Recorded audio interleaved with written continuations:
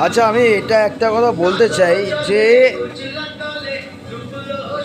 মানে যেসব গরিব লোকজনগুলো রাস্তায় দাঁড়িয়ে তার স্বামীর জন্য মানে শরীর খারাপ এবং তার বাচ্চার শরীর খারাপ, তার জন্য যে পয়সা কালেক্ট করছে, একটা স্ক্যানার আসছে, ওটার উপরে একটা স্ক্যানার আসছে, ওই টাকাটা কি জেনুইনলি ওনার কাছে যাচ্ছে না কি যাচ্ছে না?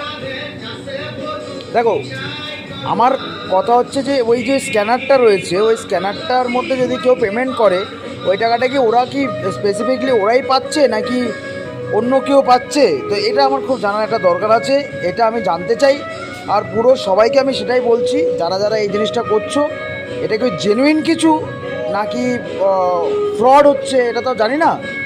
কেউ এভাবে আর কেউ পেমেন্ট করবে না যে যদি ওটা ফ্রড হয় তাহলে পেমেন্ট করে কী হবে।